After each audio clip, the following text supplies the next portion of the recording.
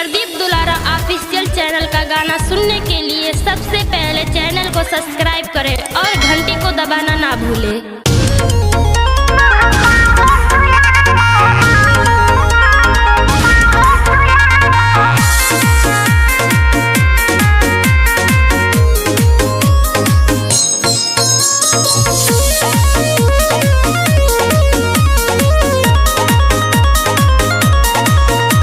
नौगढ़ से उठला लीले मरादापुर से साड़ी हो मुँह काहे फुलवले बाड़ू।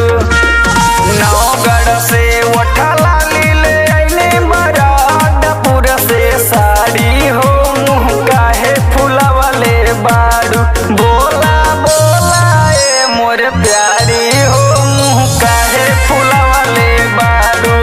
बोला बोला धानी हो मुँह काहे फुलवले बाड़ू। बोला ना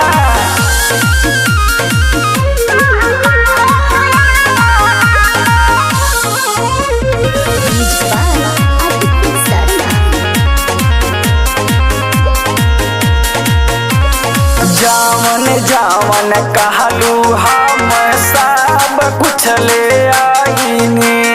रूसल बाड़ू ऐसे बोला गलती कवन कईने। जावन जावन कहलू हम सब कुछ ले आईनी। रूसल बाड़ू ऐसे बोला गलती कवन कईने।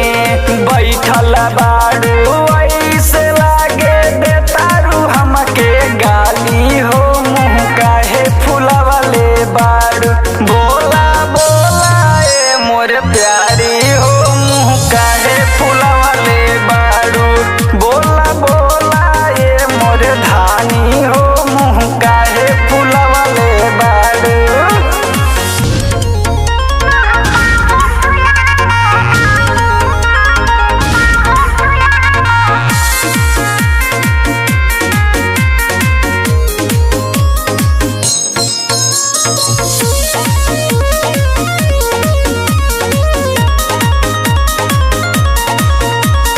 लहंगा कहलू लहंगा लखनऊ से ले आईनी।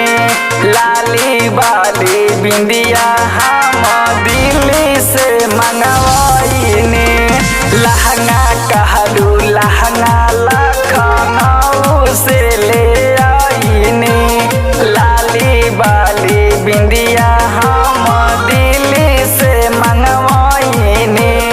आस पड़ोस के लोगवा तोहके देखेला निहारी हो मुँह काहे फुलवले बाड़ू।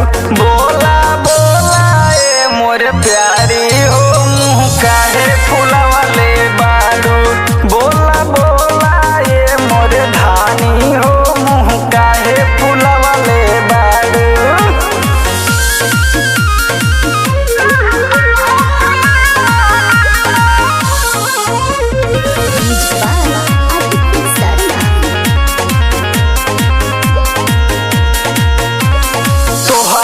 हर एक बात के हमारा खिले ध्यान हो। अभिषेक से कही के मांगनी सब सामान हो। तोहरा हर एक बात के हमारा खिले ध्यान हो। अभिषेक से